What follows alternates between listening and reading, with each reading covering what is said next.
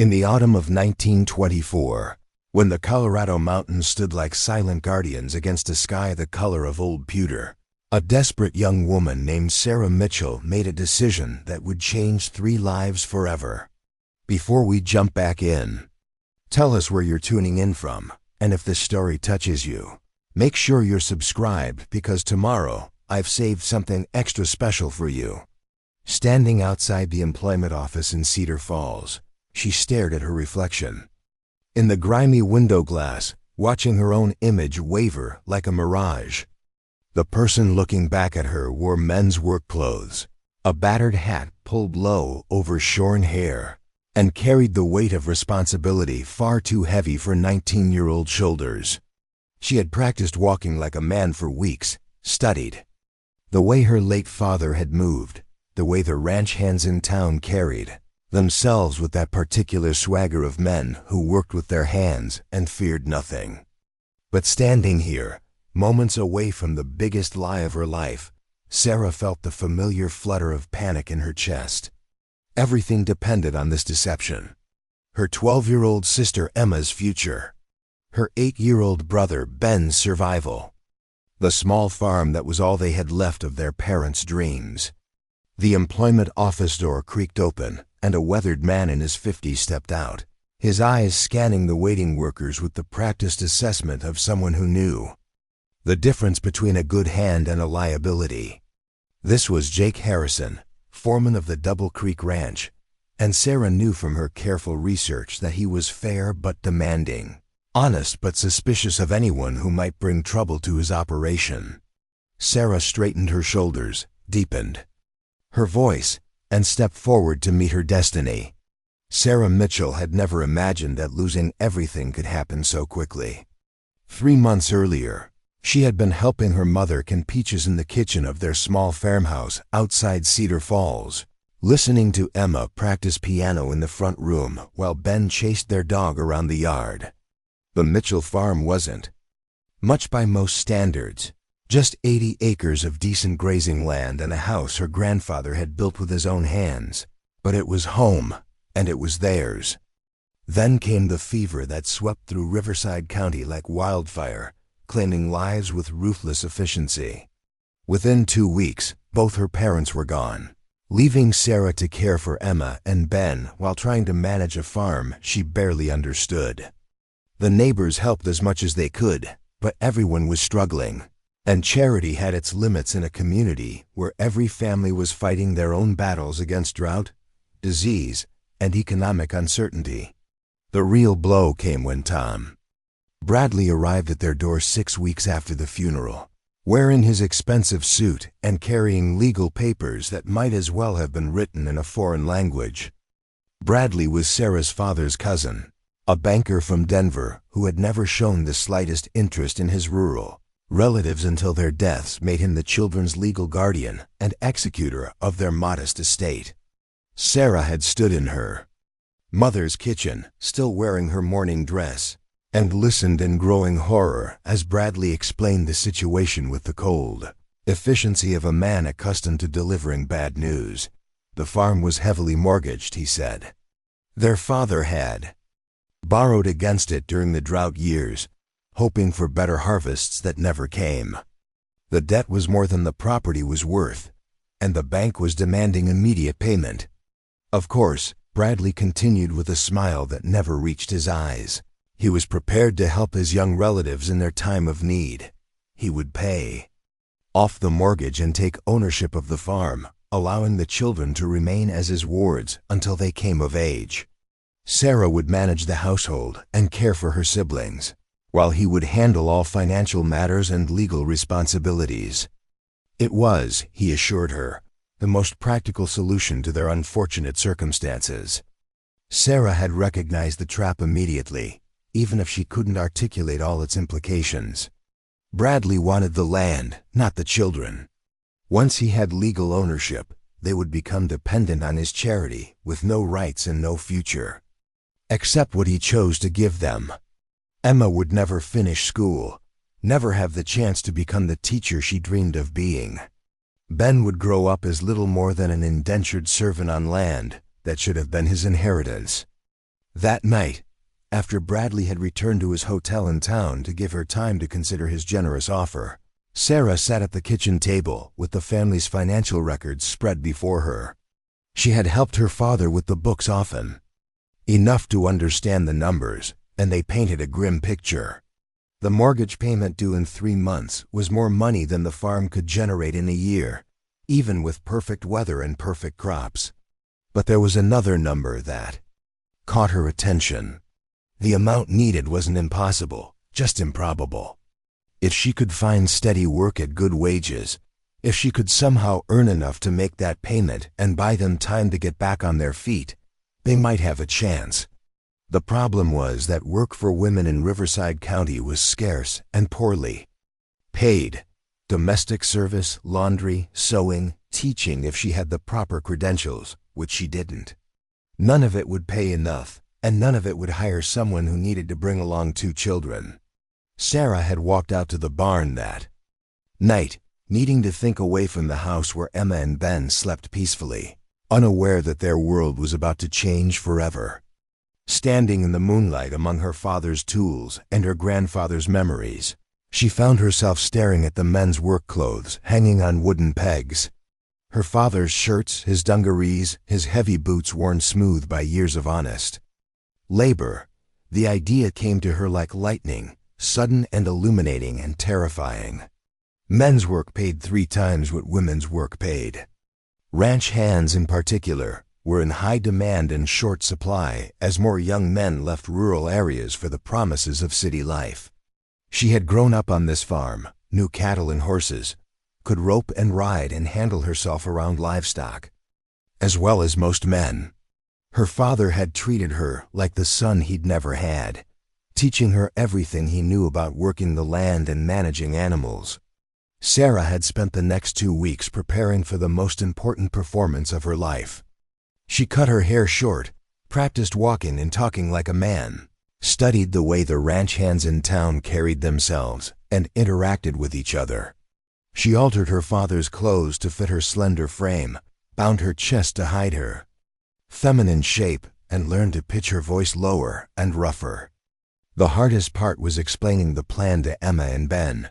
She had sat them down in the front room, the same room where their mother used to read them stories, and tried to make them understand why she had to leave, why they would have to stay with Mrs. Patterson in town while she earned the money to save their home. Emma, already mature beyond her 12 years, had grasped the situation immediately. Her dark eyes, so much like their father's, had filled with fear and determination. In equal measure, she would take care of Ben, she promised. She would help Mrs. Preparing and narrating this story took us a lot of time, so if you are enjoying it, subscribe to our channel. It means a lot to us. Now back to the story. Patterson with the housework to earn their keep. She would make sure Ben kept up with his studies. She would wait for Sarah to come home and make everything right again. Ben, still too young to fully understand the implications, had mostly been excited about staying in town where there were other children to play with and a general store with penny candy. But when Sarah had hugged him goodbye, he had clung to her with the desperate strength of a child who sensed that something fundamental was changing in his world. Now, standing outside the employment office in Cedar Falls, Sarah felt the weight of their trust like a physical burden. If this deception was discovered, if she was exposed as a fraud, there would be no second chances. Tom Bradley would take the farm, and her siblings would grow up as his wards, dependent on the charity of a man who saw them as obstacles to his acquisition of their inheritance. Jake Harrison stepped out of the employment office and surveyed the small group of men waiting for work. His weathered face showed the kind of patient competence that came from years of managing difficult situations and unreliable people. Sarah had heard about him from the other hands in town, how he was fair but demanding, how he treated his workers well but expected excellence in return. Sarah moved forward with the measured gait she had practiced, her hat pulled low to shadow her face. She had wrapped cloth around her chest, stuffed socks in her boots to make her feet look larger. and practiced speaking in the lower register that men used when discussing serious business. Harrison's eyes moved over the assembled workers with practiced assessment. "I need 3 hands for the autumn roundup," he announced, his voice carrying easily in the cool morning air. "Hard work, long hours, good pay for men who can handle cattle and won't cause trouble." Sarah stepped forward with the others, her heart hammering against her ribs. "I'm looking for steady work," she said, her voice coming out rougher and deeper than her natural tone. "Good with cattle and horses, not afraid of hard labor." Harrison's gaze lingered on her for a moment, and Sarah felt a flutter of panic. Had she made some mistake already? Was her disguise so transparent that he could see through it immediately? "You look young," Harrison said finally. "What's your experience?" Sarah had prepared for this question. "Worked my family's place since I was old enough to hold reins," she said, which was perfectly true. "Lost the farm when my father died. Need work to support my younger siblings." Again, all true, though not in the way Harrison would interpret it. Sarah had learned that the most effective lies were built on foundations of truth. Harrison nodded slowly. "What's your name, son?"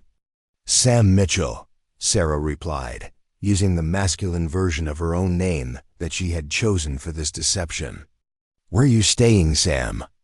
"Got a room at Mrs. Patterson's boarding house," Sarah said. Mrs. Patterson was indeed housing Emma and Ben, though she had no idea that their older sister was standing here, disguised as a man applying for ranch work.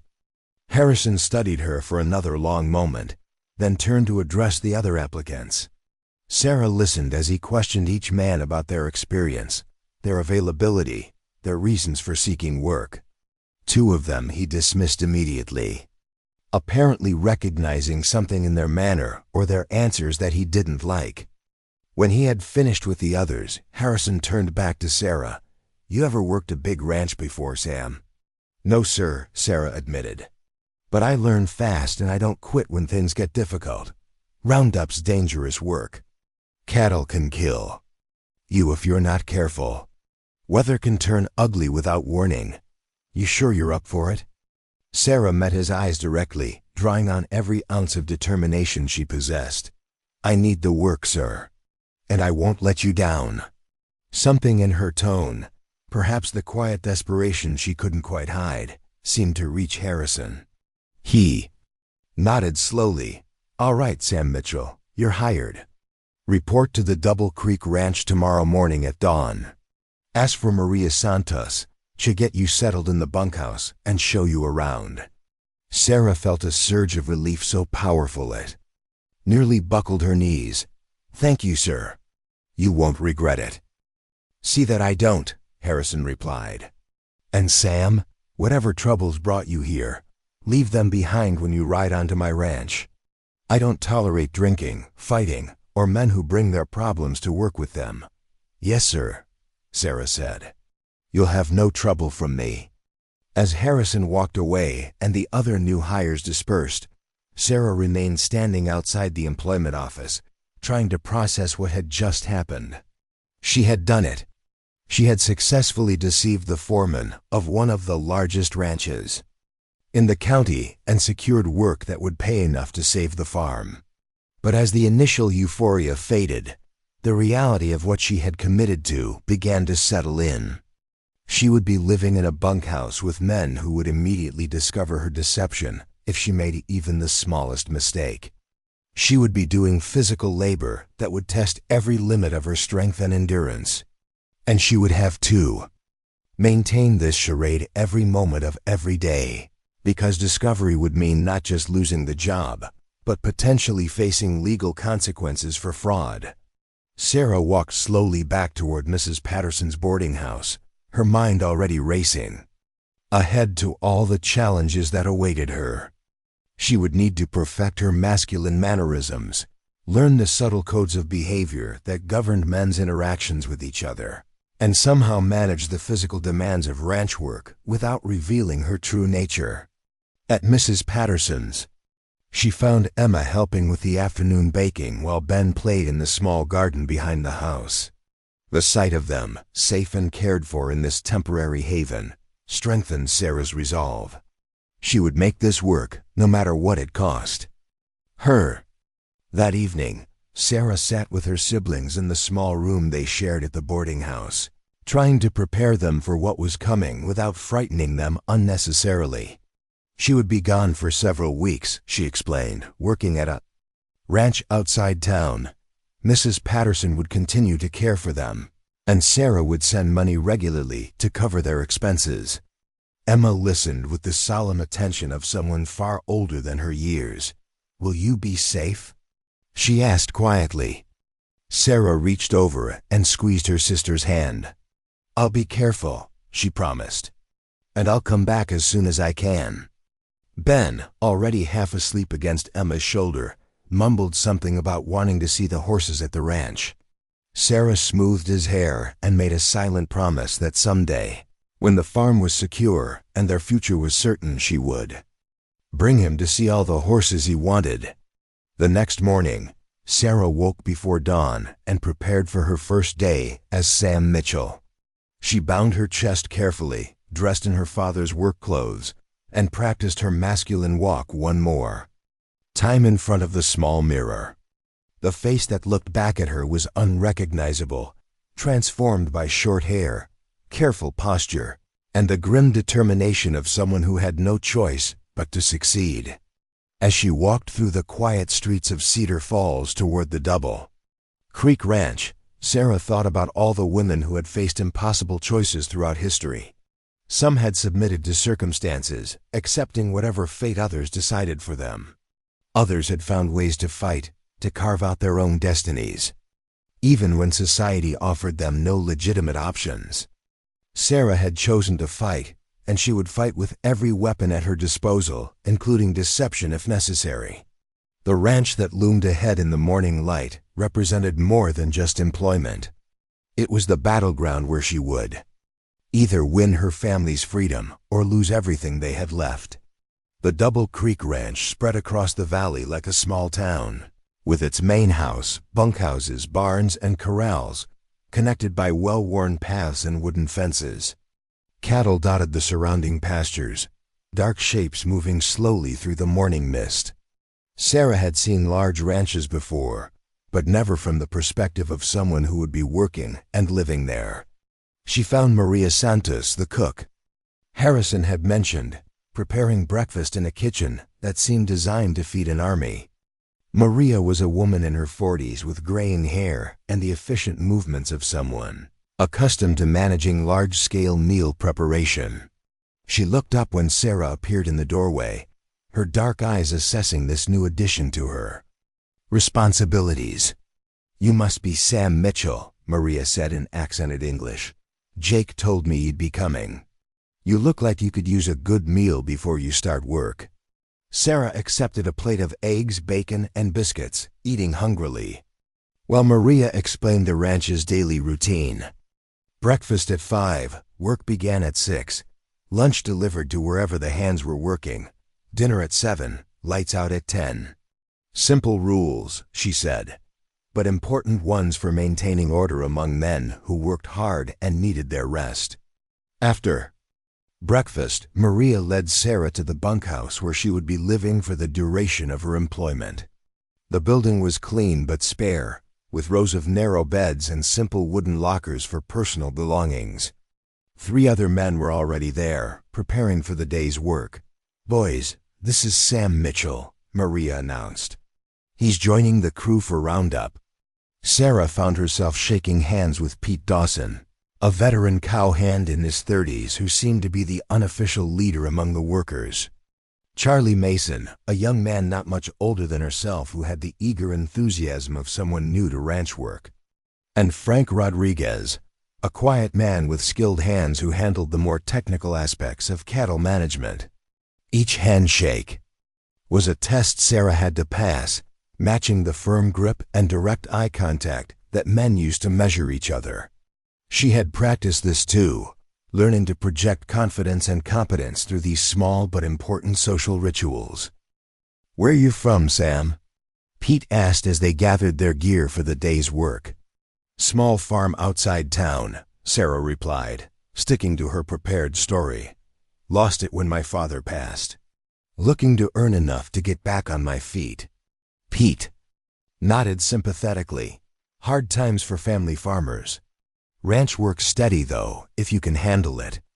As they walked toward the corrals where the day's assignments would be given, Sarah felt the weight of her deception settling over her. Like a heavy coat. Every word, every gesture, every moment of interaction had to be carefully calculated to maintain her masculine persona. Jake Harrison was waiting by the main corral, mounted on a sturdy bay horse and studying a group of cattle that needed to be moved to a different pasture. He looked up as the crew approached, his experienced eyes taking in their readiness for work. "Sam," he called out, "you'll ride with Pete today. He'll show you how we do things here and see what you're made of." Sarah nodded and moved toward the horses that had been saddled for the crew. Pete had assigned her a steady-looking sorrel. Mari named Buttercup, a veteran ranch horse who would compensate for any mistakes a new hand might make. Mounting Buttercup, Sarah felt some of her anxiety fade. This was familiar territory, something she had been doing since childhood. Her father had been an excellent horseman, and he had passed that skill on to his daughter. Whatever other challenges lay ahead, at least she could ride. The morning's work involved moving a herd of cattle from their current pasture to fresh grazing land several miles away. It was the kind of routine task that formed the backbone of ranch operations, requiring coordination, patience, and the ability to read cattle behavior. Sarah found herself falling naturally into the rhythm of the work. The cattle were cooperative. The weather was perfect, and Pete proved to be an excellent teacher who explained the ranch's methods, without making her feel inexperienced or incompetent. As the morning progressed, Sarah began to feel a cautious optimism. The physical demands were well within her capabilities, her disguise was holding up under casual observation, and she was earning the respect of her fellow workers through competent performance rather than conversation. But as they drove the cattle toward their destination, Sarah noticed Jake Harrison riding along the ridge above them, his attention focused not on the cattle, but on the new hand he had just hired. Even from a distance, she could feel the weight of his scrutiny, the careful assessment of someone who had built his reputation on his ability to judge men and situations. Sarah kept her attention on the cattle and her responses to Pete's instructions, but she was acutely aware that her performance was being evaluated by the one man who had the power to end her deception immediately. Everything depended on convincing Harrison that Sam Mitchell was exactly what he appeared to be, a competent ranch hand who would earn his wages and cause no trouble. As they reached the new pasture and began the process of settling the cattle in their fresh surroundings, Sarah allowed herself to hope that she had passed the first test. She had made it through her first morning without discovery, had proven she could do the work, and had begun to establish her place in the ranch's social hierarchy. But as she watched Harrison ride away toward other responsibilities, Sarah knew that this was only the beginning. The real challenges lay ahead in the weeks of close-quarters living, demanding physical labor, and constant vigilance required to maintain her deception. The success or failure of her desperate gamble would be determined not in a single morning, but in the accumulation of countless small moments when her true nature might slip through the cracks of her carefully constructed masculine persona. And somewhere in the distance, the clock was ticking toward the deadline when Tom Bradley would expect his answer, and the Mitchell farm would either be saved or lost forever. The weeks that followed Sarah's first day at Double Creek Ranch settled into a rhythm that was both exhausting and oddly comforting. Each morning began before dawn with the sound of men stirring in their bunks, the scrape of boots on wooden floors, and the quiet murmur of voices discussing the day ahead. Sarah had learned to wake with the others, to dress quickly in the darkness, and to present herself at the breakfast table with the same bleary-eyed readiness that characterized her bunkmates. Maria Santos had taken a particular interest in the young ranch hand who seemed thinner than the others and who always cleaned his plate with the thoroughness of someone who understood the value of a good meal. She would slip extra biscuits onto Sarah's plate, or ensure that the heartiest portions of stew found their way to her bowl, all while maintaining the gruff efficiency that kept the ranch kitchen running smoothly. The work itself proved to be exactly as demanding as Sarah had expected, but also more varied and interesting than she had imagined. The autumn roundup was the ranch's primary focus, requiring all hands to work in coordinated teams to gather cattle from the far reaches of the property, sort them according to their destinations, and prepare them for winter feeding or transport to market.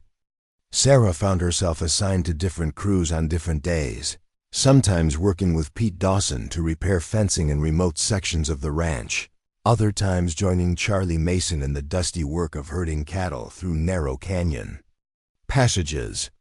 Each assignment taught her something new about the complex operation that was the Double Creek Ranch, and each successful day added to her growing confidence in her ability to maintain her deception. The other ranch hands had accepted Sam Mitchell with the casual camaraderie that working men extended to competent newcomers. Pete, in particular, had taken on an informal mentoring role, sharing the hard-earned wisdom that came from 20 years of ranch work. He taught Sarah the subtle signs that indicated when cattle were becoming agitated, the proper techniques for roping and branding, and the countless small skills that separated experienced hands from dangerous amateurs. Charlie Mason, closer to her own age, had become something approaching a friend. His enthusiasm for ranch work was infectious, and his willingness to share stories about his own struggles to prove himself among the veteran hands helped Sarah feel less isolated in her deception. Charlie had grown up in town, the son of a shopkeeper, and his journey to ranch work had been motivated by a desire for adventure rather than necessity. His tales of early mistakes and gradual improvement gave Sarah hope that her own learning curve would be seen as normal rather than suspicious. Frank Rodriguez remained more reserved, but Sarah had earned his quiet respect through her willingness to tackle difficult jobs without complaint.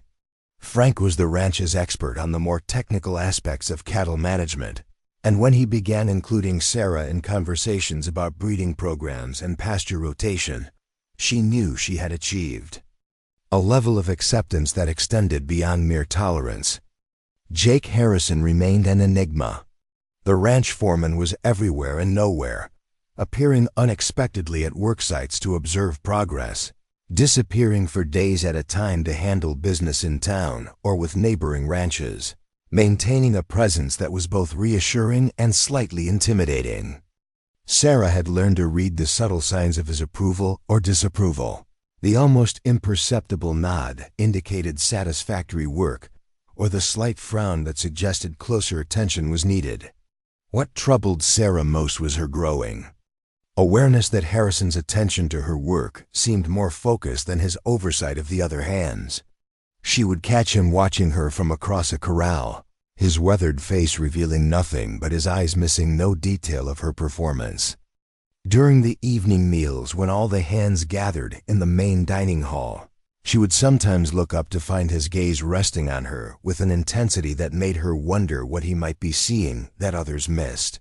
The physical demands of the work had pushed Sarah to limits she hadn't known she possessed. The long days in the saddle left her muscles aching in ways that no amount of farm work had prepared her for. The constant vigilance required to maintain her masculine persona added a layer of mental exhaustion that sometimes left her feeling as though she were living outside her own skin. But there were compensations that made the struggle worthwhile. Each day brought her closer to earning enough money to meet the mortgage payment that would save the Mitchell farm. Each successful interaction with her fellow workers strengthened the foundation of trust that protected her disguise. And gradually, almost without realizing it, Sarah found herself taking genuine pleasure in the work itself. There was something deeply satisfying about the partnership between horse and rider that developed during long days moving cattle across varied terrain. Buttercup, the steady sorrel mare she had been assigned, had become more than just a tool for accomplishing tasks. The horse seemed to understand Sarah's slight build and adjusted her responses accordingly, providing the extra stability and sure-footedness that allowed her rider to focus on the job rather than simply staying mounted. The landscape of the Double Creek Ranch was vast and varied, ranging from open grassland perfect for grazing to rocky canyons that provided shelter during storms. Sarah had ridden through areas where ancient cliff dwellings spoke of earlier inhabitants, past streams that ran crystal clear from mountain snowmelt, and across meadows where wildflowers still bloomed despite the advancing season. It was during one such ride, while helping Pete check on cattle in a remote section of the ranch, that Sarah experienced her first real crisis since beginning her deception. They had been riding for several hours, following a creek that wound through a narrow canyon when Pete's horse stepped into a prairie dog hole and went down hard. The fall happened so quickly that Sarah barely had time to react. One moment Pete was riding beside her, discussing the condition of the cattle they had been monitoring, and the next he was lying motionless on the rocky ground while his horse struggled to regain its footing with obvious injury to its left foreleg. Sarah dismounted immediately and ran to where Pete lay crumpled against a boulder. He was conscious but clearly in pain, his face gray with shock and his left arm hanging at an unnatural angle. A quick examination revealed that his shoulder was dislocated or broken, and possibly his collarbone as well. Pete tried to sit up, then fell back with a groan that echoed off the canyon walls. "Bad one," he muttered through gritted teeth. "Horse came down right on top of me." Sarah looked around the canyon, calculating distances and options. They were at least 15 miles from the ranch headquarters, in terrain too rough for a wagon. Pete's horse was injured and couldn't carry him, even if he were capable of mounting. Her own horse could carry double, but Pete's injuries made that dangerous, and the jolting ride back to the ranch could worsen his condition significantly. The decision Sarah made in that moment would later seem inevitable, but at the time it felt like stepping off a cliff into empty air. Pete needed medical attention that was beyond anything she could provide with the basic supplies they carried. But more than that, he needed care that would require her to abandon the careful boundaries she had maintained around her feminine nature. Sarah helped Pete move to a more comfortable position against the canyon wall, then began the process of making him as stable as possible for what would be a difficult journey. She used strips torn from her own shirt to create a makeshift sling for his injured arm, speaking to him in a calm, steady voice that seemed to emerge from some deeper part of herself. As she worked, Sarah found herself drawing on memories of her mother's care during various family injuries and illnesses. Her hands moved with a gentleness and competence that had nothing to do with her masculine disguise and everything to do with the nurturing instincts she had been suppressing for weeks. Pete, deep in pain and shock, seemed to notice something different about his young colleague's ministrations. "You got real gentle hands for a cowboy, Sam," he said, his voice weak but touched with gratitude. Sarah's heart raced as she realized how completely she had dropped her masculine facade in the urgency of the moment. But Pete's comment seemed more appreciative than suspicious, and she managed a rough laugh that she hoped covered her panic.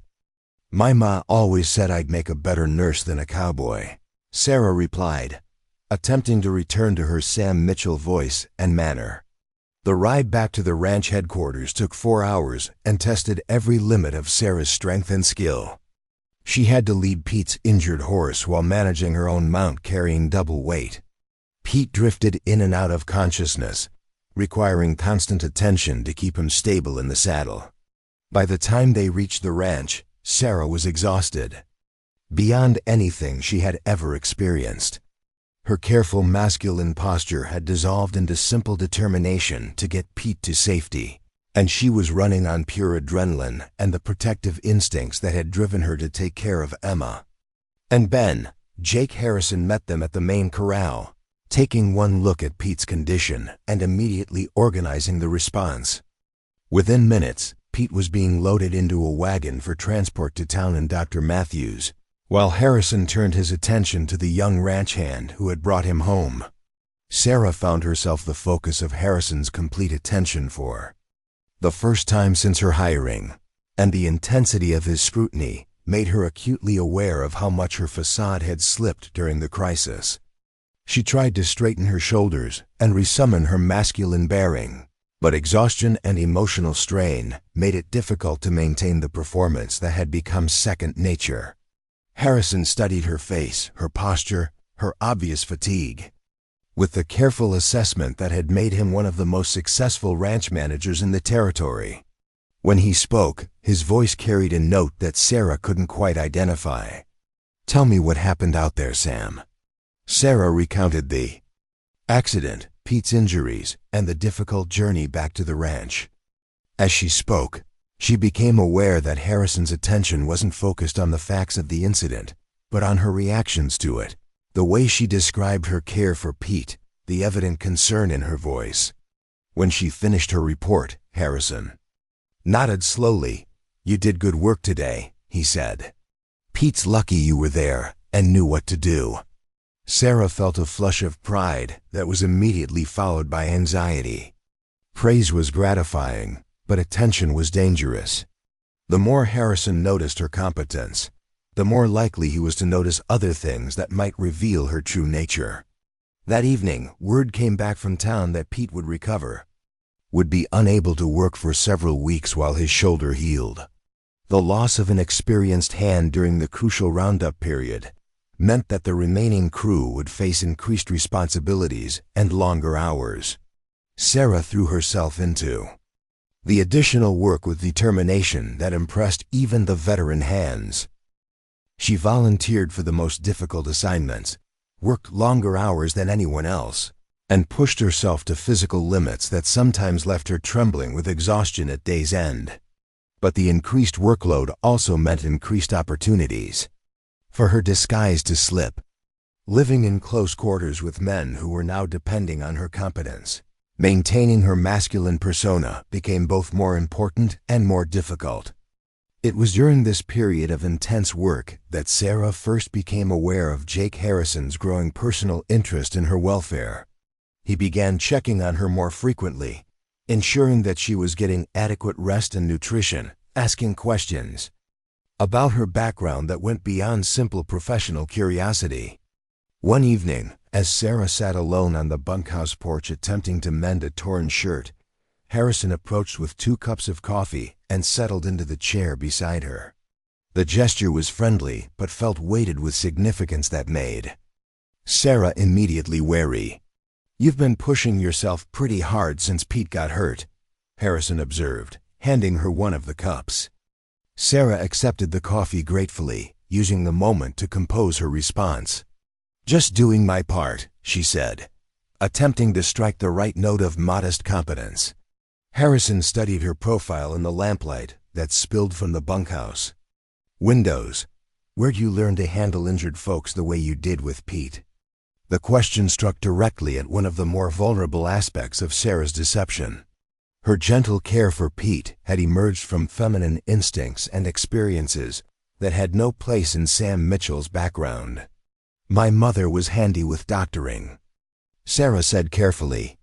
"Small farm, we had to take care of our own injuries and sickness most times." Harrison nodded as if this explanation satisfied him, but Sarah sensed that the conversation wasn't over. There was something in his manner, a quality of patient waiting, that suggested he was working toward a point he hadn't yet reached. "Tell me about your family," Harrison said finally. "You mentioned younger siblings you're supporting." Sarah had prepared answers to these questions, but delivering them under Harrison's direct scrutiny felt different from the casual conversations she'd had with the other hands. There was an intensity to his attention that made every word feel like a test.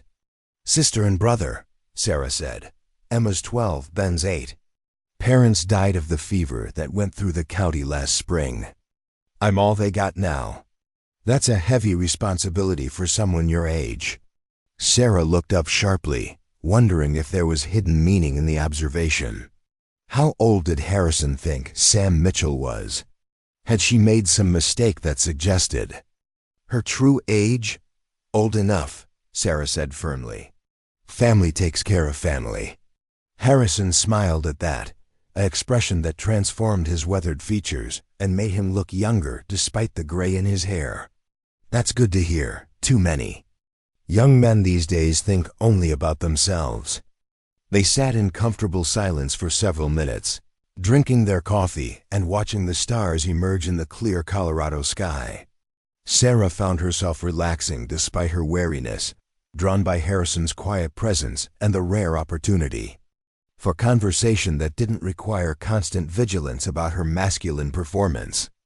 It was Harrison who broke the silence, his voice carrying a note of casual curiosity that didn't quite mask a deeper interest. What's your plan, Sam? Ranch work's seasonal. What happens when Roundup's finished? The question struck at the heart of Sarah's situation. She needed the work to continue long enough to earn the money required to save the farm, but she hadn't thought much beyond that immediate goal. The life she was living at Double Creek was temporary, a means to an end rather than a sustainable future. Haven't decided yet, Sarah said honestly. Depends on whether there's winter work available. There might be, Harrison said. Good hands are hard to find, and you've proven yourself capable of handling difficult situations. The possibility of extended employment was exactly what Sarah needed, but it also meant prolonging her deception indefinitely. The longer she maintained her disguise, the greater the risk of discovery, but the greater also her chances of earning enough to secure her siblings' future.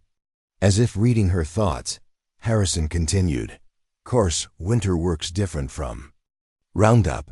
Smaller crew, closer quarters, more time for folks to get to know each other."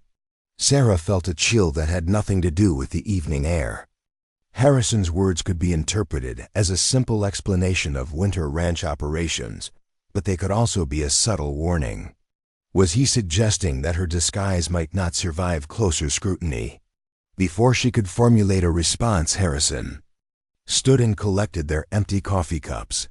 "Think about it," he said. "No need to decide tonight, but opportunities for steady work don't come along often in this country." As Harrison walked back toward the main house, Sarah remained on the porch, staring out at the darkness and trying to interpret what had just occurred. Had she been offered extended employment, or had she been warned that her time at Double Creek might be limited? Harrison's manner had been friendly, but there had been undertones she couldn't quite decipher. The uncertainty troubled Sarah's sleep that night, and she woke before dawn feeling as though she had wrestled with invisible opponents throughout the dark hours. The morning brought its usual round of chores and responsibilities, but she found herself paying closer attention to Harrison's interactions with her, searching for clues about his intentions and suspicions. Over the following days, Sarah became aware that her relationship with the ranch foreman was entering a new phase. Harrison continued to treat her with the same professional courtesy he extended to all his hands, but their conversations carried a weight and intimacy that distinguished them from his interactions with the others. He began seeking her opinions on various aspects of ranch operations, asking questions about cattle behavior or pasture conditions that seemed designed to test her knowledge and judgment. Sarah found herself drawn into discussions that went beyond simple work assignments, conversations about ranch management and animal husbandry that revealed Harrison's deep understanding of his profession. These exchanges were both flattering and dangerous. Sarah enjoyed the intellectual stimulation and the recognition of her capabilities, but she was also aware that close attention from Harrison increased the risk that he might notice inconsistencies in her masculine persona. The situation reached a critical point during the third week of November when an early blizzard struck the ranch with unexpected ferocity. Sarah woke to find the bunkhouse surrounded by wind-driven snow and temperatures that had dropped 30 degrees overnight. The storm lasted 3 days, trapping everyone at the ranch headquarters and creating an atmosphere of enforced intimacy that tested every aspect of Sarah's disguise. With outdoor work impossible, The hands spent their time in the bunkhouse playing cards, sharing stories, and engaging in the kind of casual male bonding that Sarah had to navigate carefully. It was during this period that Charlie Mason, perhaps influenced by the storm's isolation and the easy camaraderie of shared confinement, began asking more personal questions about Sam Mitchell's background and experiences. His curiosity was friendly rather than suspicious, but it required Sarah to elaborate on aspects of her fictional history that she had previously kept deliberately vague. "You ever been with a woman, Sam?" Charlie asked one evening as they played poker around the bunkhouse's central table. The question hit Sarah like a physical blow, striking directly at one of the most problematic aspects of her deception. She had prepared responses to questions about work experience, family background, and personal history, but discussions of romantic and sexual experience were territory she had hoped to avoid. Frank Rodriguez laughed at Charlie's bluntness. "Boy's green as grass, Charlie. Probably never been close enough to a woman to know what one smells like." Sarah felt her face flush with embarrassment and panic, but she forced herself to respond with the kind of defensive bravado she had observed in young men discussing such topics. "None of your business," she said, attempting to strike the right note of masculine privacy. Charlie laughed good-naturedly. "Don't be shy, Sam. We all been where you are. First time's always scary, but you'll figure it out." The conversation that followed was one of the most difficult experiences of Sarah's masquerade. The men shared stories and advice about relationships with women that ranged from crude to surprisingly tender, all delivered with the casual assumption that Sam Mitchell was simply a shy young man who needed guidance in such matters. Sarah participated as little as possible while still maintaining her place in the group dynamics, occasionally making non-committal sounds that could be interpreted as agreement or understanding. But she was acutely aware that her lack of genuine experience in such discussions was a potential weakness in her disguise. It was during this conversation that Sarah noticed Jake Harrison standing in the doorway of the bunkhouse, apparently having come to check on his men during the storm. How long he had been listening, she couldn't tell, but his presence added another layer of anxiety to an already uncomfortable situation. Harrison's eyes met hers across the room, and she saw something in his expression that might have been amusement, concern, or something else entirely. The moment lasted only seconds before he withdrew, but it left Sarah with the uncomfortable feeling that she had revealed more about herself than she intended. The storm finally broke on the fourth day, revealing a landscape transformed by snow, and creating an urgent need to check on cattle that had been without supervision during the blizzard's fury. Sarah volunteered immediately for the dangerous work of riding out to remote sections of the ranch, partly from genuine concern for the animals and partly from a desperate need to escape the close confines of the bunkhouse. Harrison assigned her to work with Frank Rodriguez in checking the south pastures, an area known for difficult terrain that became treacherous in snow conditions. As they prepared to ride out, Harrison approached Sarah with instructions that seemed to carry additional weight. "Be careful out there, Sam," he said, his hand resting briefly on her shoulder. "Cattle aren't worth getting hurt over, and I'd hate to lose a good hand to poor judgment." The touch was brief and professional, but it sent an unexpected shock through Sarah's system. She realized with sudden clarity that her feelings toward Jake Harrison had evolved beyond simple respect for his competence and authority. Despite all her efforts to maintain emotional distance, she had developed an attraction to the ranch foreman that complicated every aspect of her situation.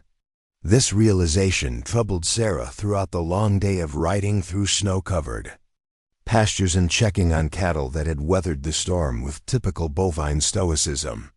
Her attraction to Harrison was not just dangerous because it threatened her disguise, but because it represented a desire for something that could never be fulfilled while she maintained her deception. As Sam Mitchell, she could earn Harrison's professional respect and personal regard, but she could never explore the deeper connection she felt developing between them. As Sarah Mitchell, she would be immediately dismissed from the ranch and lose everything she had worked to achieve.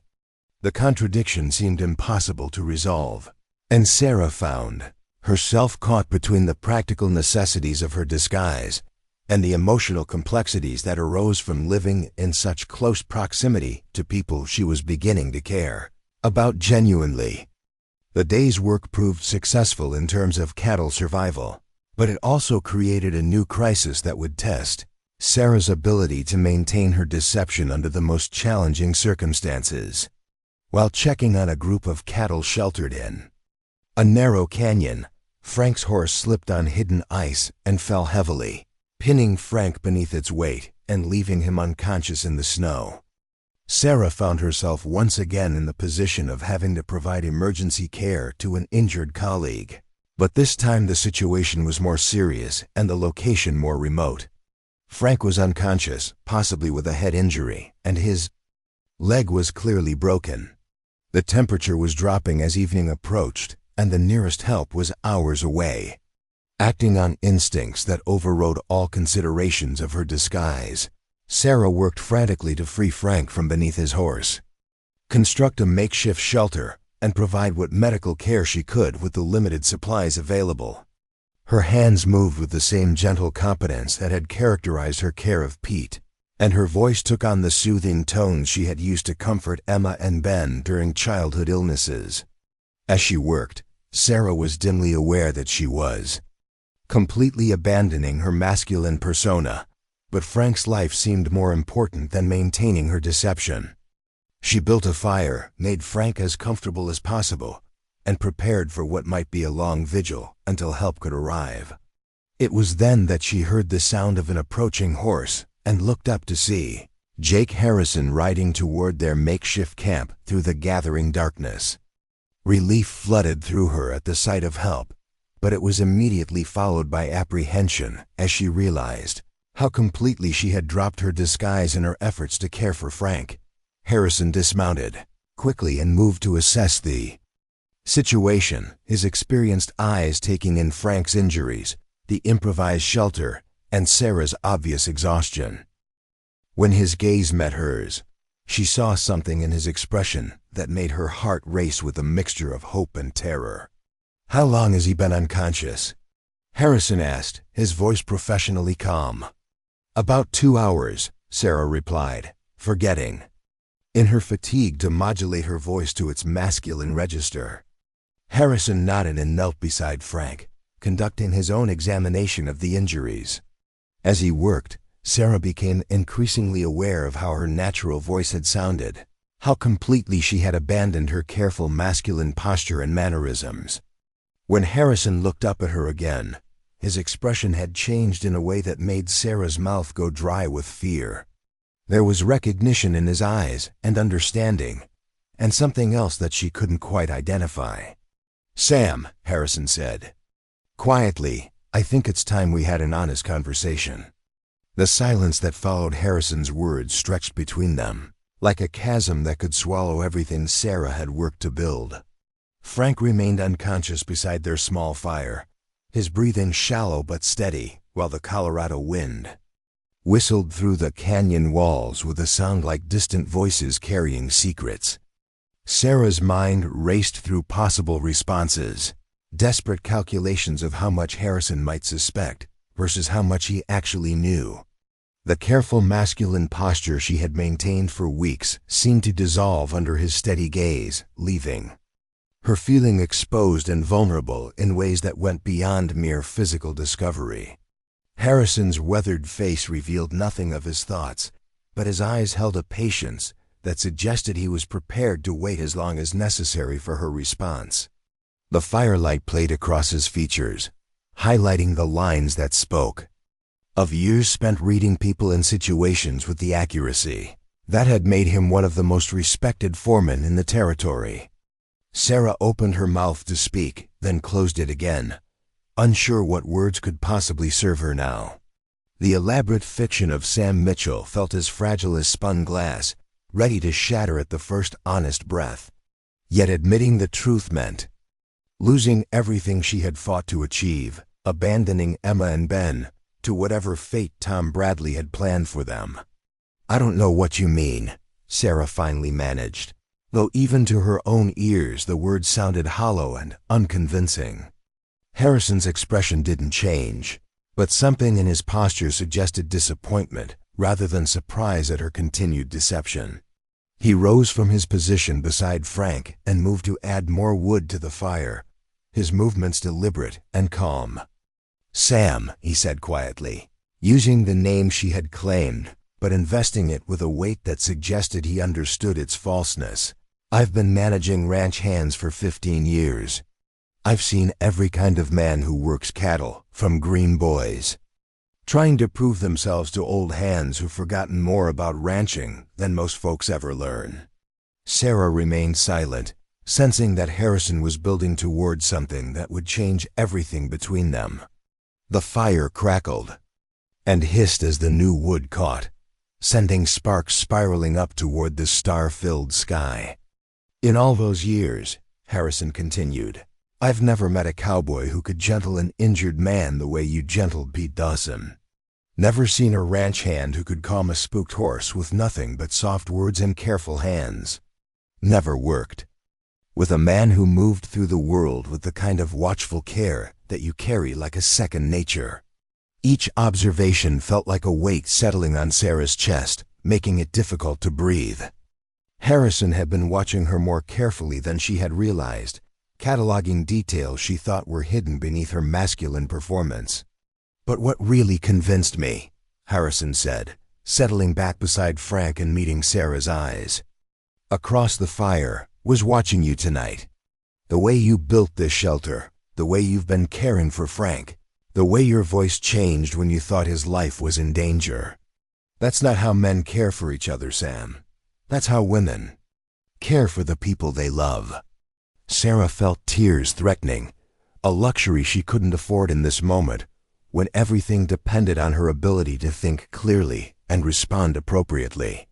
The urge to continue denying Harrison's accusations warred with a deeper longing to stop pretending, to lay down the burden of constant deception and simply be herself. "Even if what you're suggesting were true," Sarah said carefully, "what would it matter? I've done the work, earned my wages, caused no trouble for anyone." Harrison nodded slowly. "That's true enough. You've been one of the best hands I've hired in years, male or female. But continuing this deception puts everyone at risk, including you." "What kind of risk?"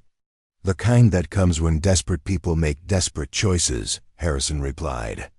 "I don't know what brought you to my ranch wearing men's clothes and calling yourself by a man's name, but I'm guessing it wasn't a whim or an adventure. People don't take risks like this unless they have no other options." Sarah stared into the fire, watching the flames dance and shift like the thoughts tumbling through her mind.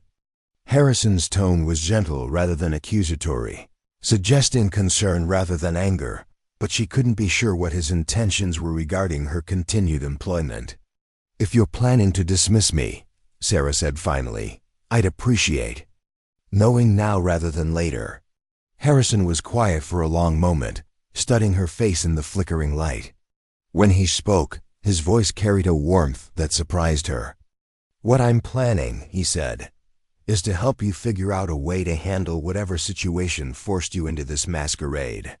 But I can't do that if you won't trust me with the truth." The kindness in his tone nearly undid Sarah's remaining composure. After weeks of careful isolation, of maintaining walls between herself and everyone around her, the offer of genuine help felt like water to someone dying of thirst. "You don't understand," Sarah whispered. "If I lose this job, if I can't earn the money I need, people I love will suffer. I can't let that happen." "Then help me understand," Harrison said simply. "Tell me who you really are and what you're trying to accomplish." Sarah looked at Frank, still unconscious but breathing steadily, then at Harrison's patient face, then up at the stars that had witnessed so many human struggles without offering judgment or interference. The weight of her deception had grown heavier each day, and the loneliness of living as someone she wasn't had become almost unbearable. Slowly, hesitantly, Sarah began to speak. She told Harrison about her parents' deaths, about Tom Bradley's manipulative offer to take over the farm, about Emma and Ben waiting in town while she tried to earn enough money to save their home and their future. The words came easier as she continued, as if some dam inside her had finally given way. Harrison listened without interruption, his attention focused entirely on her story.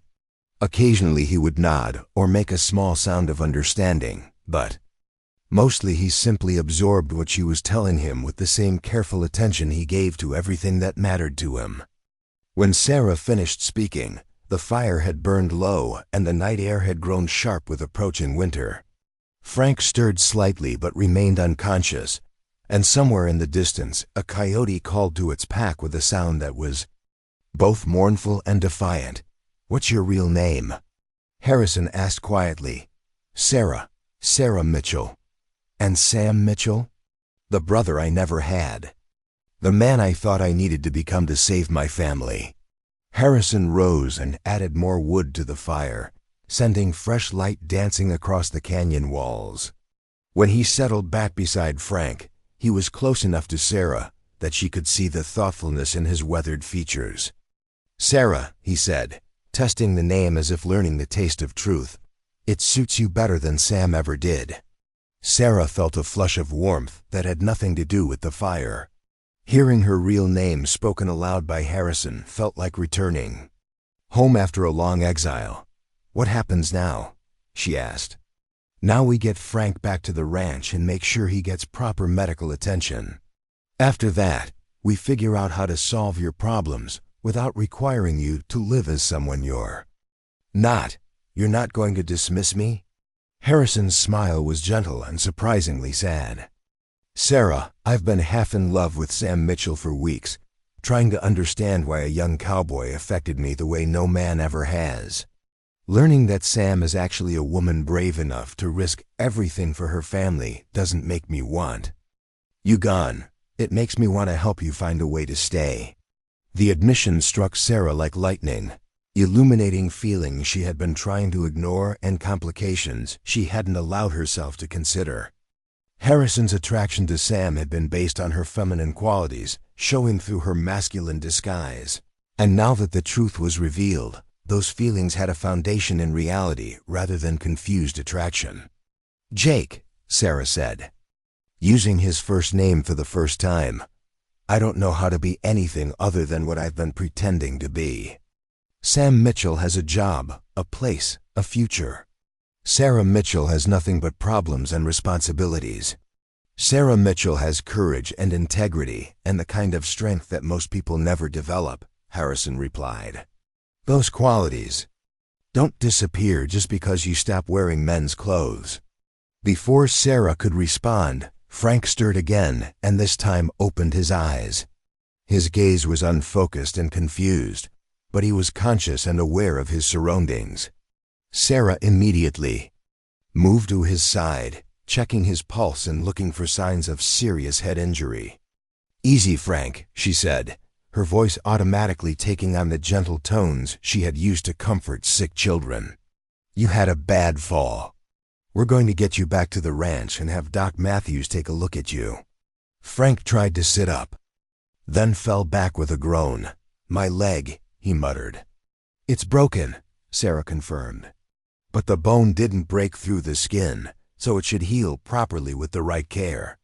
Frank's eyes moved from Sarah to Harrison, taking in the intimate positioning around the fire and the obvious concern in both their faces. If he noticed anything unusual about Sarah's manner or voice, he was too injured and disoriented to comment on it. "How long was I out?" Frank asked. "A few hours," Harrison replied. "Long enough to worry us, but not so long that we need to panic about head injury."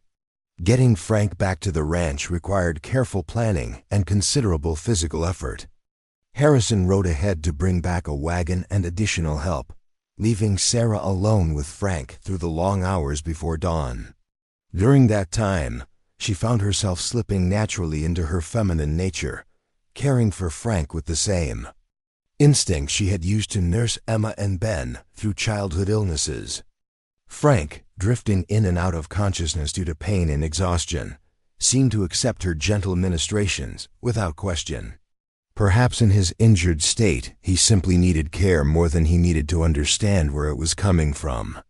When Harrison returned with Charlie Mason and a wagon equipped with blankets and supplies for transporting an injured man, Sarah helped load Frank as carefully as possible. The journey back to the ranch was slow and difficult, requiring frequent stops to check on Frank's condition and adjust his position to minimize pain. Throughout the trip, Sarah was aware of Charlie's curious glances and occasional puzzled expressions. Her behavior around Frank's injury had been markedly different from her usual masculine performance, and Charlie was clearly trying to reconcile what he was seeing with what he thought he knew about Sam Mitchell. Harrison, riding beside the wagon, caught Sarah's eye several times during the journey. His expressions conveyed reassurance and determination, as if he were making silent promises about protecting her secret and helping her navigate whatever challenges lay ahead. By the time they reached the ranch headquarters, word of Frank's accident had spread and Dr. Matthews was already waiting to examine the injured man. As Frank was carried into the main house for treatment, Sarah found herself standing in the early morning light, feeling completely exhausted and emotionally drained. The other ranch hands gathered around, asking questions about the accident and expressing relief that Frank would recover. Sarah answered as best she could while trying to maintain her Sam Mitchell persona, but she was aware that her responses lacked the easy masculine confidence she had projected before Harrison's confrontation. It was Maria Santos who noticed something different in Sarah's appearance and manner. The cook approached as the crowd of concerned ranch hands began to disperse, her dark eyes studying Sarah's face with the kind of feminine intuition that recognized when another woman was in distress. "Sam," Maria said quietly, "you look like you could use some breakfast and rest." Sarah nodded gratefully, but as she started toward the bunkhouse, Maria placed a gentle hand on her arm. "Maybe you'd be more comfortable in the main house today," Maria suggested. "I've got a spare room where you could clean up and rest properly." The offer was clearly meant as kindness, but it carried implications that made Sarah's pulse quicken. Did Maria suspect something, or was she simply responding to what she saw as unusual strain in a young ranch hand? Before Sarah could respond, Harrison appeared at her side. "That's thoughtful of you, Maria, but Sam will be fine in the bunkhouse. Though maybe some extra food wouldn't go amiss after the night we've had." Maria nodded, but her eyes remained on Sarah's face with an expression that suggested she was seeing something others missed. "Of course," she said. "I'll make sure there's plenty of breakfast ready." As Maria walked away, Sarah felt a new layer of anxiety settle over her already complicated situation. If Maria suspected her true nature, how long before others began to notice the same inconsistencies that had caught Harrison's attention? Harrison seemed to read her thoughts. "We need to talk," he said quietly. "Privately, after you've had some rest." Sarah nodded and walked toward the bunkhouse, aware that her carefully constructed world was unraveling with each passing hour. The confrontation she had been dreading since the day she arrived at Double Creek Ranch was finally upon her, and she had no idea what the consequences would be. Inside the bunkhouse, Charlie and the other hands were discussing Frank's accident and speculating about how long he would be unable to work. Sarah participated in the conversation as little as possible, pleading exhaustion from the long night, but she was acutely aware of the curious glances and half-formed questions that her recent behavior had generated. When she finally lay down on her narrow bunk, Sarah's mind refused to quiet despite her physical exhaustion. Harrison's admission that he had developed feelings for Sam Mitchell had opened possibilities she didn't know how to process. The offer to help her solve her problems without continuing her deception suggested a future she hadn't dared to imagine. But beneath the tentative hope was a deeper fear. Even if Harrison was sincere in his desire to help, even if he truly cared about her regardless of her gender, the practical realities of her situation hadn't changed. She still needed to earn enough money to save the farm. Emma and Ben were still depending on her success. Tom Bradley was still waiting for her failure so he could claim their inheritance. Sarah dozed fitfully through the morning hours, waking periodically to the sounds of ranch activities continuing around her. Each time consciousness returned, she was struck anew by the magnitude of what had changed during the night in the canyon. Her secret was no longer her own, and her future was no longer entirely under her control. When she finally rose in the afternoon, Sarah found that most of the ranch hands were occupied with various tasks around the property. The bunkhouse was empty except for Pete Dawson, who had returned from town with his arm in a proper sling and strict instructions from Dr. Matthews about avoiding heavy work. Pete looked up as Sarah emerged from her bunk, his weathered face creasing into a smile of genuine pleasure. "Sam, good to see you up and about. Heard you had quite an adventure last night." Sarah managed a tired smile. "How's Frank doing?" "Doc says he'll be fine, but he'll be laid up for at least 6 weeks. Broken leg's going to need time to heal properly." Pete studied Sarah's face with concern. "You look like you could use some more rest yourself." "I'm all right," Sarah said, though she was aware that she probably looked as emotionally drained as she felt. "Jake's been asking for you," Pete said. "Wants to see you in his office when you're ready." Sarah's stomach tightened with apprehension. The private conversation Harrison had mentioned was clearly about to begin, and she had no idea what he intended to propose or demand. Harrison's office occupied a small building apart from the main house, a space that showed his methodical approach to ranch management. The walls displayed charts with cattle breeding records, maps of the ranch's different sections, and letters from buyers and suppliers. Harrison looked up when Sarah entered, motioning for her to sit in the chair across from his desk. His manner was businesslike but not cold, showing that whatever he planned to discuss would receive the same thoughtful attention he gave to all important ranch matters. "How are you feeling?" Harrison asked. "Tired," Sarah said, confused, worried. "About what comes next?" Harrison leaned back in his chair, studying her face with the same careful attention he had shown in the canyon. In the daylight, without the dramatic setting of firelight and emergency, he appeared less like a romantic figure and more like a practical man working to solve a difficult problem. "I have been thinking about your situation," Harrison said. "About what you are trying to do and what problems you are facing." Sarah waited, unsure whether to hope or fear what he might say next. "The way I see it," Harrison continued, "you have several problems that need solving. You need steady work that pays well enough to meet your money needs. You need work that lets you keep your current living situation without showing your identity to people who might cause trouble. And you need all of this to happen quickly enough to meet whatever deadline you are working against." "That is correct," Sarah agreed.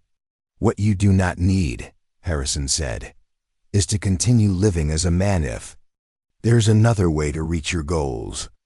Sarah felt a small hope, but also doubt about what alternative Harrison might be suggesting. "What other way?" "The Double Creek Ranch needs a housekeeper," Harrison said. "Someone to manage the house operations of the main house, oversee cleaning and cooking, keep household accounts, and make sure everything runs smoothly. It is skilled work that requires intelligence, organization, and the ability to manage other people well." Sarah stared at him, trying to understand what he was suggesting. "You are offering me a job as a woman?" "I am offering you a job that pays better than ranch hand wages, provides private living space, and allows you to be yourself instead of pretending to be someone you are not." The possibility seemed almost too good to believe, but Sarah's practical nature immediately began identifying potential problems. "What about the other ranch hands? What about my work as Sam Mitchell? People will ask questions about why Sam disappeared and Sarah appeared at exactly the same time. Sam Mitchell will leave Double Creek Ranch to take a job at a ranch in Wyoming," Harrison said. His leaving will be sudden but not unusual.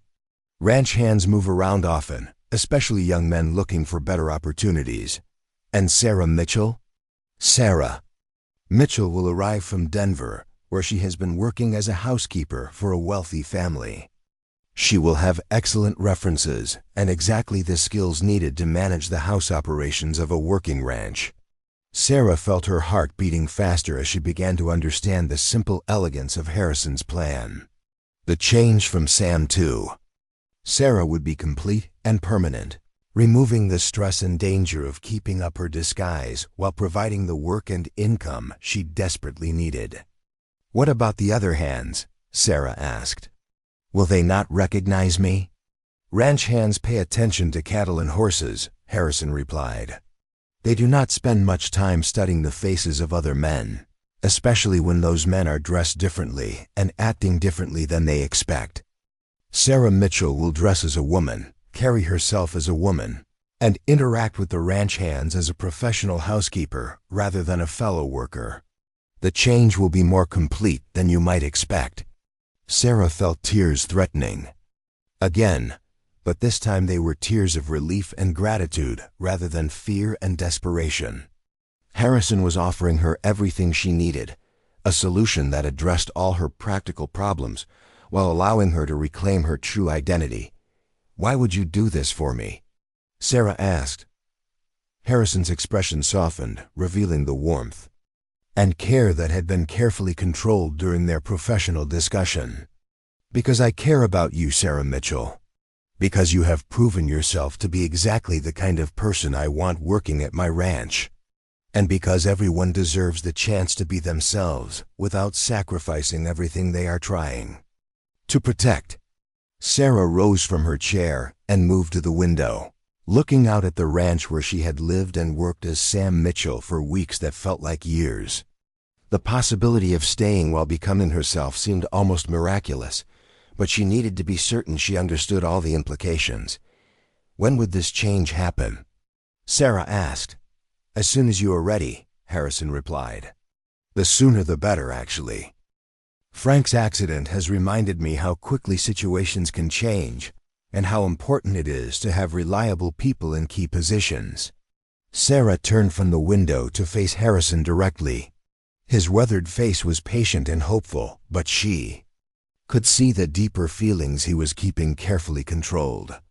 The admission he had made in the canyon about being half in love with Sam Mitchell hung between them like a promise of possibilities that could only be explored if she accepted his offer. "All right," Sarah said finally. "Let's do it." Harrison's smile was like sunrise after the longest night of her life. The transformation from Sam Mitchell to Sarah Mitchell took place over 3 carefully orchestrated days that felt like emerging from a long winter into unexpected spring. Harrison had planned every detail with the same methodical precision he brought to ranch operations, ensuring that the transition would appear natural to anyone who might be watching or asking questions. On the first morning, Sam Mitchell loaded his few possessions into a travel bag and shook hands with his fellow ranch workers with the casual finality that marked temporary farewells in a profession where men moved frequently between jobs. Pete Dawson clapped him on the shoulder and wished him luck in Wyoming. Charlie Mason expressed regret that he was leaving just as they were becoming good friends. Frank Rodriguez, still recovering from his injury, managed a brief wave from his bed in the main house. Sarah felt an unexpected pang of loss as she rode away from the Double Creek Ranch for what appeared to be the final time. These men had accepted Sam Mitchell as a colleague and friend, and their genuine affection for her masculine persona created a bittersweet ache she hadn't anticipated. She was gaining the freedom to be herself, but she was also losing relationships that had provided comfort during the most challenging period of her life. Harrison accompanied her to the train station in Cedar Falls, maintaining the fiction that he was seeing off a departing employee while actually helping coordinate the most important performance of Sarah's life. At the station, Sam Mitchell purchased a ticket to Denver and boarded the eastbound train in full view of several townspeople. who knew him as a ranch hand from Double Creek. What those observers didn't see was Sarah disembarking at the first stop 30 miles down the line, where Harrison waited with a wagon and a carefully packed trunk containing the clothes and accessories she would need for her new role. The transformation from Sam to Sarah took place in the privacy of a hotel room Harrison had reserved, and when Sarah looked at herself in the full-length mirror, she barely recognized the reflection staring back. Gone were the rough work clothes and masculine posture that had defined Sam Mitchell. In their place stood a young woman wearing a sensible blue dress with a high collar and long sleeves, her hair brushed and pinned in the neat style appropriate for a professional housekeeper. The face that looked back at her was her own, but it belonged to someone who seemed older and more sophisticated than the desperate girl who had first put on men's clothing months earlier. Harrison's expression when she emerged from the hotel room told her everything she needed to know about the success of her transformation. His eyes widened with an appreciation that was both personal and professional, taking in not just her feminine appearance but the confidence and competence she projected in her new role. "Miss Mitchell," he said formally, extending his arm as if meeting her for the first time. "Welcome to Colorado." The journey back to Double Creek Ranch was entirely different from any trip Sarah had taken previously. Instead of riding horseback in the company of other ranch hands, she sat beside Harrison in a comfortable wagon, dressed as a lady and discussing the responsibilities she would be assuming as the ranch's new housekeeper. Harrison had created an elaborate but believable background for Sarah Mitchell, complete with references from a fictional Denver family who had moved to California and no longer needed her services. She had experience managing large households, supervising domestic staff, and maintaining detailed records of expenditures and supplies. Most importantly, she had a reputation for discretion and professionalism that made her exactly what the Double Creek Ranch needed. When they arrived at the ranch, Sarah was introduced to Maria Santos, not as a new employee, but as the woman who would be supervising the domestic operations of the main house. Maria's reaction was immediate and positive, her feminine intuition recognizing in Sarah the qualities she had somehow sensed in Sam Mitchell, but hadn't been able to identify. "Welcome, Miss Mitchell," Maria said warmly. "It will be wonderful to have another woman here who understands how a proper household should be managed." Sarah's living quarters were in the main house rather than the bunkhouse, a comfortable suite of rooms that included a private sitting area, bedroom, and access to a bathroom with running water and modern conveniences. The contrast with her previous accommodations was striking, but more important was the sense of safety and privacy the arrangement provided. Her responsibilities were extensive, but well suited to her capabilities. Sarah would oversee all domestic operations, manage the household budget, supervise the cleaning and maintenance of the main house, coordinate meal planning with Maria, and serve as hostess when Harrison entertained business associates or neighboring ranchers. The work was demanding but satisfying in ways that ranch hand duties had never been. Sarah found herself drawing on skills her mother had taught her, knowledge about household management that she had absorbed during years of helping manage the Mitchell family farm.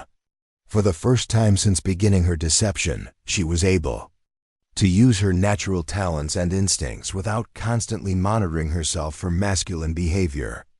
The other ranch hands initially paid little attention to the new housekeeper, beyond polite greetings when their paths crossed around the ranch headquarters. Sarah's interactions with them were formal and professional, creating a social distance that made detailed recognition unlikely. Pete Dawson tipped his hat when he encountered her near the main house. Charlie Mason stammered slightly when she asked him to wipe his boots before entering the kitchen. Frank Rodriguez, still recovering from his injury, treated her with the careful courtesy he would extend to any respectable woman. None of them seemed to connect the competent housekeeper with their former colleague Sam Mitchell. The transformation was so complete, and Sarah's feminine behavior so natural, that the idea of any connection between the two personas simply didn't occur to them. Harrison's treatment of Sarah in her new role was scrupulously professional in public, but their private interactions carried an undercurrent of growing intimacy that made each conversation feel charged with possibility. He would consult with her about household matters with the same attention he gave to important ranch business, and his respect for her judgment was evident in the way he implemented her suggestions about efficiency and organization. During their evening meetings to discuss the next day's activities, Sarah found herself increasingly aware of Harrison as a man rather than simply an employer. His weathered hands when he passed her documents, the way his eyes lingered on her face when he thought she wasn't looking, the careful distance he maintained that suggested he was fighting his own attraction to her. The situation might have continued to develop gradually and naturally, if not for an unexpected visitor who arrived at Double Creek Ranch on a cold December morning, bringing with him the threat of exposure and the potential destruction of everything Sarah had worked to achieve. Tom Bradley stepped down from an expensive hired carriage with the confident bearing of a man accustomed to having his demands met immediately. His city clothes and soft appearance marked him as someone who had never performed physical labor. But his eyes held the calculating intelligence that had made him successful in business and dangerous to his competitors. Sarah was in the main house kitchen, discussing meal planning with Maria, when Harrison came to inform her that a visitor had arrived asking questions about the ranch's employees. The careful neutrality of Harrison's expression told her immediately that this was not a routine business call. "He's asking specifically about recent hires," Harrison said quietly, his voice pitched low enough that Maria wouldn't overhear. "Claims to be looking for someone who might have sought employment in the area." Sarah's blood turned cold as she realized what this had to mean. Tom Bradley had somehow traced her movements to the Double Creek Ranch, and his presence here meant that her time was running out faster than she had anticipated. "What kind of questions?" Sarah asked, though she was afraid she already knew the answer. "Questions about a young woman who might have been desperate enough to disguise herself as a man to find work. He seems to know quite a bit about this person's background and circumstances." Sarah felt the careful world she had built beginning to crumble around her. If Bradley had tracked her this far, if he knew enough to ask the right questions, her deception might be discovered and her sibling's future would be lost. "What did you tell him?" Sarah asked. "I told him I'd never hired anyone matching that description," Harrison replied. "Which is technically true, since I hired Sam Mitchell, not the person he's looking for." Sarah understood that Harrison was trying to protect her, but she also understood that Bradley was not the kind of man who would be easily discouraged by denials. He had the resources to investigate thoroughly, and he had strong motivations to find her before she could earn enough money to save the farm. "I need to see him," Sarah said finally. "That's not wise," Harrison replied immediately. "If he recognizes you, everything we've worked to achieve will be lost. If I don't face him now, on my terms, he'll keep investigating until he finds the truth anyway. At least this way I might be able to control the situation." Harrison studied her face with the same careful assessment he had shown during their first honest conversation. "What are you planning to do?" "I'm going to meet with Mr. Bradley as Sarah Mitchell, housekeeper of Double Creek Ranch. I'm going to listen to his questions and provide whatever information a housekeeper might reasonably have about recent employees and ranch operations. And I'm going to convince him that the person he's looking for was never here." The risk was enormous, but Sarah had learned during her months of deception that sometimes the most dangerous course of action was also the most effective. If she could face Bradley directly and convince him that his search had led him to the wrong place, she might be able to end his investigation before it destroyed everything she had worked to achieve. Harrison remained silent for a long moment, clearly struggling with the decision. Finally, he nodded with the resigned determination of someone who understood that some battles couldn't be avoided. "All right," he said. "But I'll be present during the entire meeting. If anything goes wrong, If he shows any sign of recognizing you, we end the conversation immediately." Sarah straightened her shoulders and checked her reflection in the kitchen window, ensuring that her appearance projected the competence and respectability appropriate to her role. The woman looking back at her bore no obvious resemblance to the desperate girl who had fled Nebraska or the ranch hand who had worked cattle in men's clothing. Tom Bradley was waiting in Harrison's office, examining the charts and documents that lined the walls with the assessing gaze of someone who evaluated everything in terms of its potential value. He turned when Sarah and Harrison entered, his eyes moving over Sarah with the casual dismissal he reserved for people he considered beneath his notice. "Mr. Bradley," Harrison said formally, "this is Miss Sarah Mitchell, our housekeeper."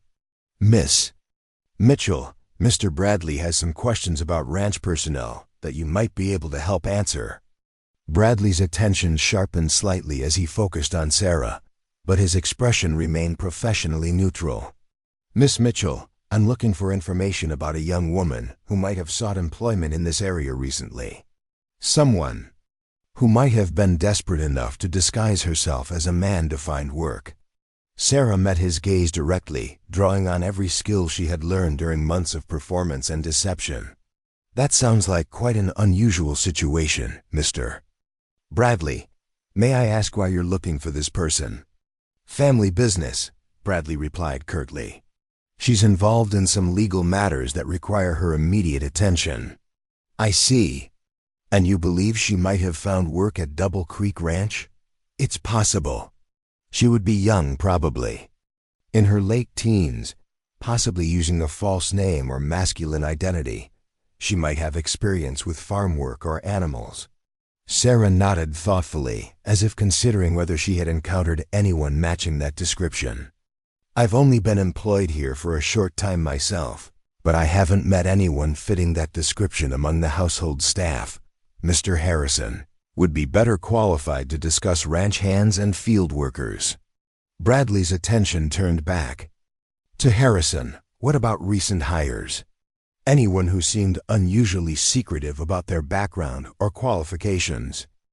"Ranch work attracts men who prefer not to discuss their past," Harrison said carefully.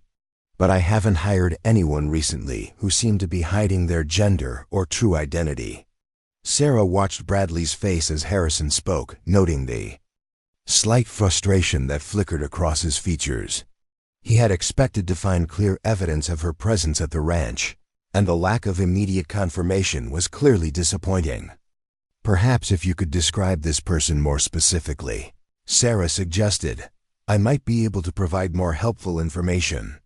Bradley studied her face more intently, and for a moment, Sarah feared that he might recognize some resemblance to the niece he was hunting. But his expression remained neutral, suggesting that he saw only a competent housekeeper trying to be helpful. "She's tall for a woman, with dark hair and brown eyes. She would be traveling alone, probably with very few possessions.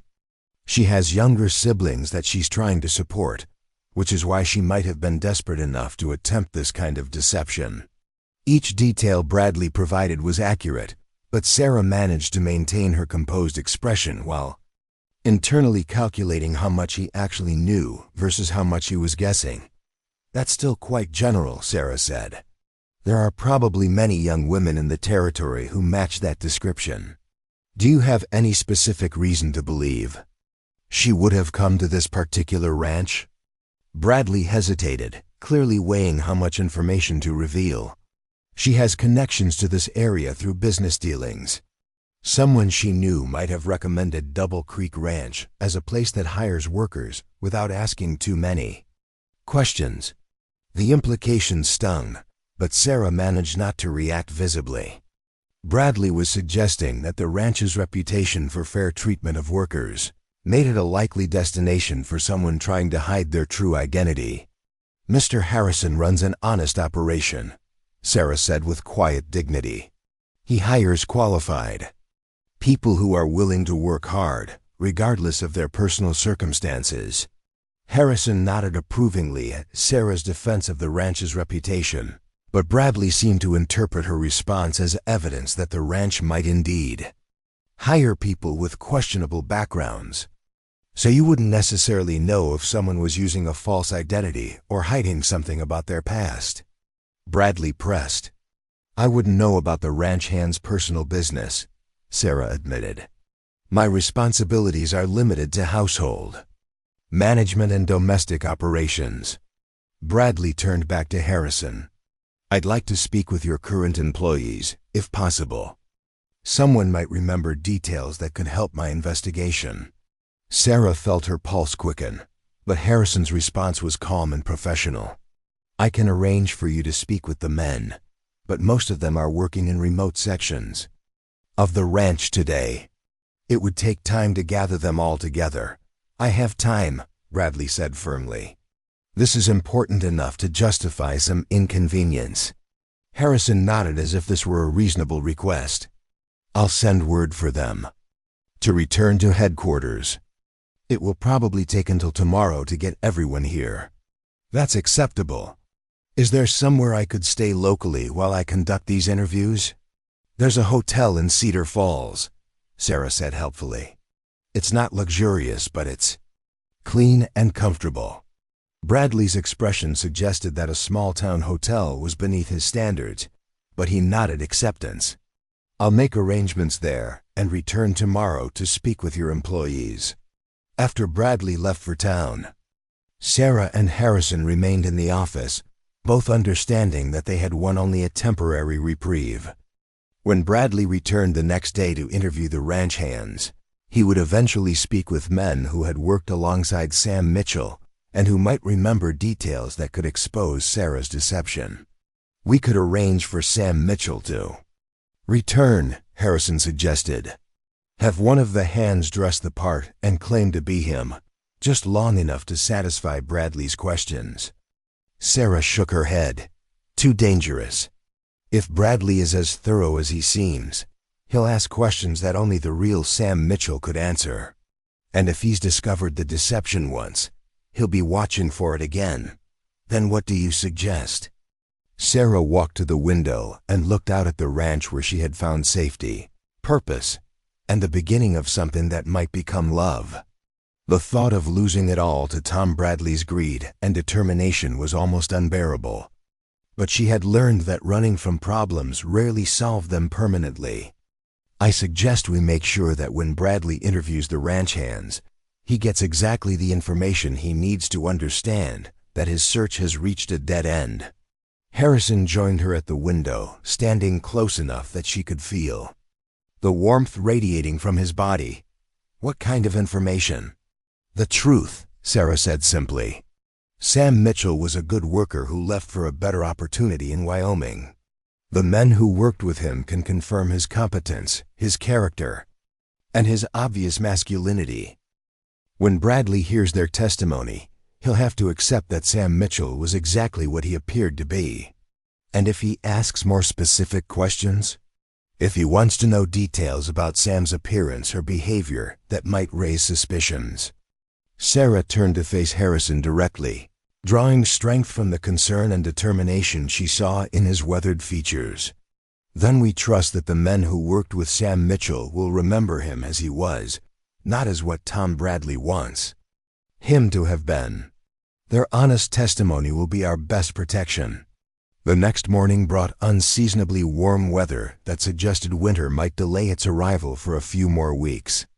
Sarah used the time before Bradley's return to prepare herself mentally for what might be the most important performance of her life.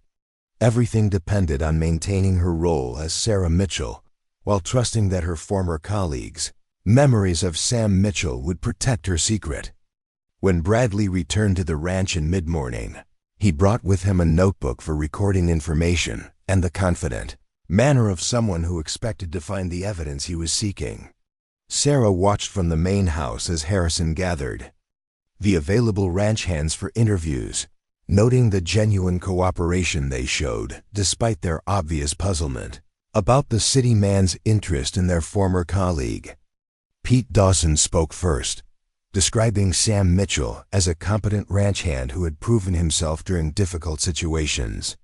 He confirmed that Sam had been young and somewhat reserved, but emphasized his reliability and work ethic.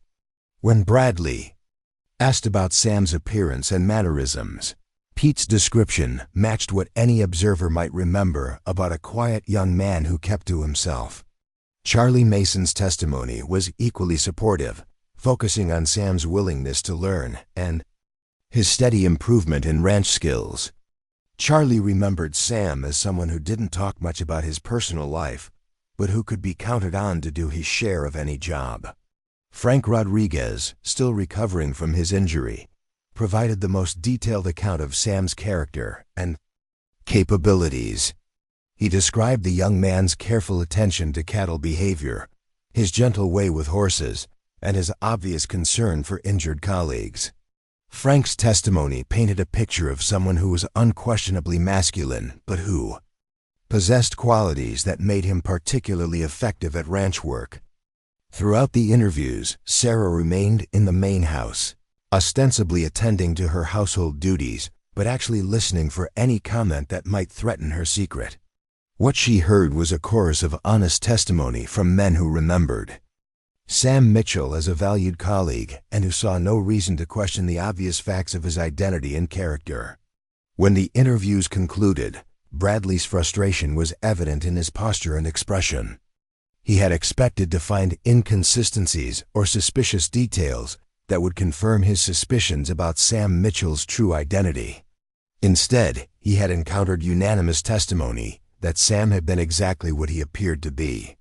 Sarah joined Harrison and Bradley in the office after the interviews, maintaining her role as a helpful housekeeper interested in the results of the investigation. "I hope the men were able to provide the information you needed," she said politely. Bradley's expression was sour with disappointment and growing irritation. They seemed to have liked this Sam Mitchell quite a bit, described him as an exceptional worker and a decent young man. "That sounds like the kind of employee Mr. Harrison would want to keep," Sarah replied. "It's unfortunate that better opportunities took him elsewhere." Bradley studied her face once more, his eyes searching for any sign that she might be concealing relevant information. Sarah met his gaze with the composed attentiveness appropriate to her position, revealing nothing beyond professional interest in resolving his concerns. "Miss Mitchell," Bradley said finally, "you seem quite knowledgeable about ranch operations for someone whose responsibilities are limited to household management." Sarah felt a flutter of alarm, but managed to maintain her calm demeanor. "I grew up on a farm, Mr. Bradley. I understand the kind of work involved in managing livestock and property." "Where did you grow up?" "Nebraska," Sarah replied honestly. "Small farm outside Lincoln." Bradley's attention sharpened immediately. "Nebraska? That's interesting. The person I'm looking for also has connections to Nebraska. It's a large state with many farming communities," Sarah said carefully. "I'm sure there are thousands of young women there who might fit your general description." "Perhaps. But the coincidence is noteworthy." Harrison intervened before Bradley could pursue this line of questioning further. "Mr. Bradley, I'm afraid we've provided all the information we can about our current and former employees. If you have specific legal concerns, perhaps you should consult with local law enforcement." Bradley's expression suggested that he was not ready to abandon his investigation, but he also seemed to recognize that he had reached the limits of what he could accomplish at Double Creek Ranch. "I may return with additional questions," he said finally. "This matter is too important to leave unresolved." "You're welcome to return any time," Harrison replied politely. "We're always willing to cooperate with legitimate inquiries." After Bradley's departure, Sarah felt simultaneously relieved and apprehensive. They had successfully deflected his initial investigation, but his parting words suggested that he would continue searching for the evidence he believed existed. "He'll be back," Sarah said quietly. "Probably," Harrison agreed, "but next time we'll be better prepared. And if he does find evidence that Sam Mitchell and Sarah Mitchell are the same person, we'll deal with that situation when it arises." Sarah looked at Harrison with gratitude and growing affection, understanding that he was committing himself to protecting her, regardless of the personal cost to himself or his ranch. "Jake," she said, using his first name with a naturalness that surprised her, "why are you willing to risk so much for me?" Harrison's smile was gentle and determined. "Because some things are worth fighting for, Sarah, and you're definitely one of them." The winter morning when everything changed began with Sarah discovering a telegram waiting in Harrison's office. The message was brief but devastating. Tom Bradley had filed legal papers claiming guardianship of Emma and Ben, and they were scheduled to appear in court within the week to determine their future custody arrangements. Sarah's hands trembled as she read the words that threatened to destroy everything she had fought to protect. Bradley had grown tired of searching for evidence of her deception and had decided to force her into the open by threatening the very people she had risked everything to save. Harrison found her sitting in his chair, staring at the telegram with the hollow expression of someone watching their world collapse. He read the message over her shoulder, his jaw tightening with anger at Bradley's calculated cruelty. "He's trying to force you to reveal yourself," Harrison said quietly. "He knows you'll come back to protect Emma and Ben, regardless of the consequences to yourself." Sarah nodded, unable to speak past the tightness in her throat. The months of deception, the careful transformation from Sam to Sarah, the growing hope that she might build a new life at Double Creek Ranch, all of it meant nothing if Bradley succeeded in taking her siblings. "I have to go back," Sarah finally managed. "I can't let him win custody of Emma and Ben. They're all I have left of my family." Harrison was quiet for a long moment, studying her face with the same careful attention he had shown during their first honest conversation. When he spoke, his voice carried a determination that surprised her. What if there was another way? What if Bradley's legal maneuvering actually gave us the opportunity we need to end this permanently? Sarah looked up at him with desperate hope. "What do you mean?" "I mean that custody hearings work both ways. If Bradley wants to claim guardianship, he'll have to prove that he can provide better care for Emma and Ben than their current situation. And you'll have the chance to present evidence about his real motivations and character."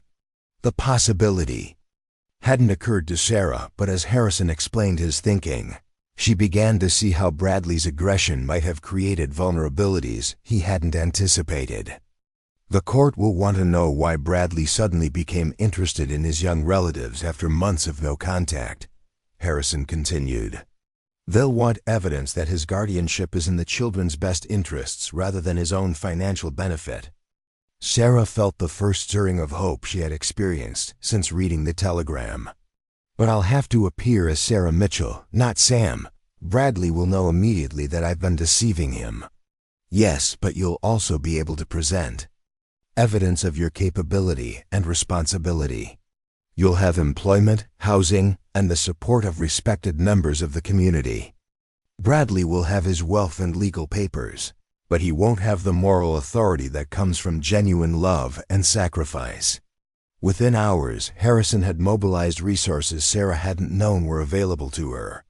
He arranged for legal representation from the most respected attorney in the territory, gathered character references from neighbors and business associates, and organized transportation back to Nebraska that would allow Sarah to arrive in court with dignity and support.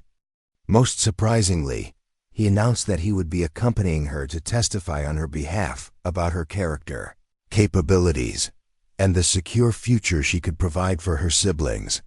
"You don't have to do this," Sarah protested. "The ranch needs you here, and getting involved in my legal problems could damage your reputation." Harrison's response was immediate and uncompromising. "Sarah, I'm not letting you face Bradley alone. You've fought for your family with more courage than most people show in a lifetime. Now it's time to let someone fight alongside you." The journey back to Nebraska was both the longest and shortest trip of Sarah's life. Every mile brought her closer to a confrontation that would determine not just her own future, but the fate of the two people she loved most in the world. When they arrived in Cedar Falls, Sarah barely recognized the town where she had grown up. Everything seemed smaller and shabbier than her memories, marked by the economic hardships that had driven so many families to desperation. The courthouse, where her fate would be decided, looked like a monument to failed dreams and broken promises. Emma and Ben were staying with Mrs. Patterson, who had cared for them with the devotion of someone who understood what it meant to lose everything. When Sarah walked through the boarding house door, her siblings' faces lit up with joy that made every sacrifice worthwhile. Emma had grown taller and more mature during their separation, but her embrace was fierce with the desperate affection of someone who had feared she might never see her sister again. Ben had lost some of his childish roundness, but retained the trusting smile that had always been able to lift Sarah's spirits during the darkest moments. "Are you going to take us home?"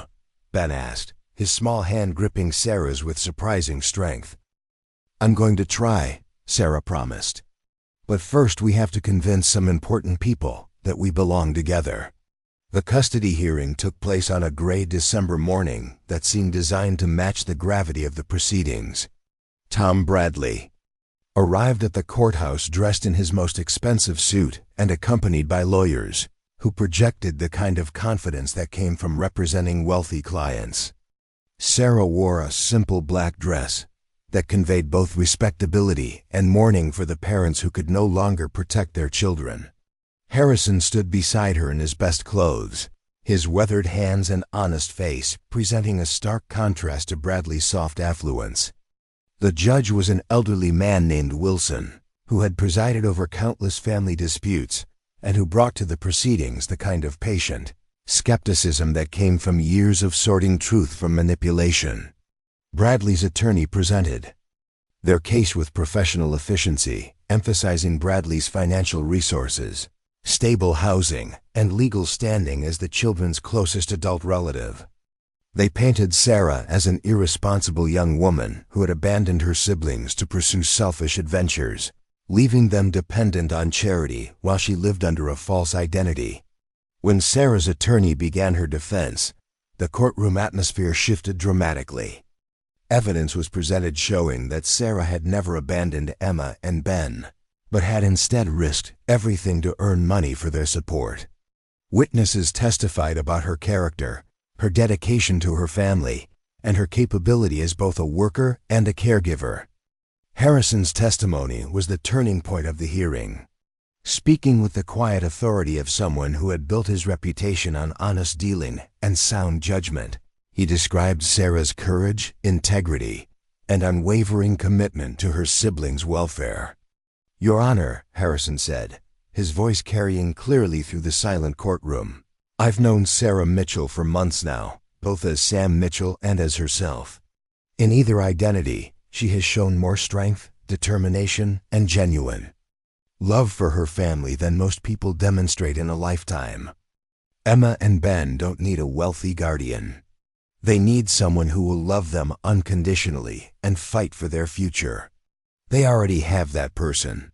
Bradley's attorney attempted to discredit Harrison's testimony by emphasizing Sarah's deception, but the strategy backfired when Harrison calmly explained that desperate people sometimes took desperate measures, and that Sarah's willingness to sacrifice her own comfort and safety for her siblings' welfare was evidence of her character, not a flaw in it.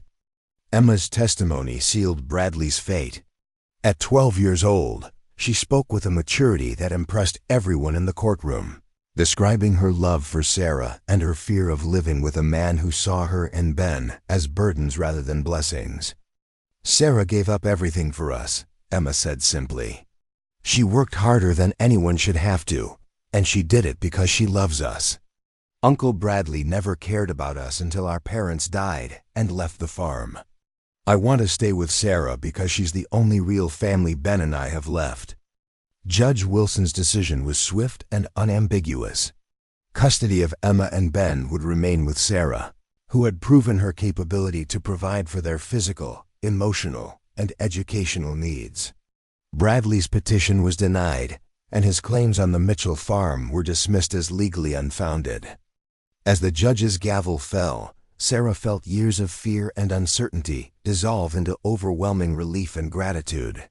Emma and Ben rushed to embrace her, their faces bright with the joy of knowing their family would remain together. Harrison's arms encircled all three of them, and Sarah realized that what she had gained was more than victory in a legal battle. She had gained a future that included not just her siblings' security, but the possibility of love and partnership with a man who had proven his devotion through actions rather than words. 6 months later, the Mitchell farm was thriving under Sarah's management and Harrison's guidance. Emma was excelling in school and talking about becoming a teacher. Ben was growing strong and confident, helping with farm chores and dreaming about raising horses. Sarah and Harrison were married in the small church where her parents had exchanged vows decades earlier, surrounded by friends who had supported them through their struggles and neighbors who respected their courage. As Sarah stood in her mother's wedding dress, holding Harrison's hands and promising to love him through whatever challenges lay ahead, she reflected on the journey that had brought her to this moment, the desperate girl who had disguised herself. As Sam Mitchell was gone, replaced by a woman who knew her own strength and worth, the farm that had once seemed like a burden to be preserved had become a foundation for building something new and beautiful. The siblings she had fought to protect had become the heart of a family that included Harrison as both stepfather and devoted partner. Tom Bradley had disappeared from their lives as completely as winter snow melts in spring sunshine, his schemes defeated by the simple power of love triumphing over greed. Standing in the church where her parents had dreamed of their children's futures, Sarah knew that those dreams had finally come true, though not in any way her parents could have imagined. Sometimes the greatest victories came not from following the expected path, but from having the courage to create an entirely new one. Up next, you've got 2 more standout stories right on your screen. If this one hit the mark, you won't want to pass these up. Just click and check them out.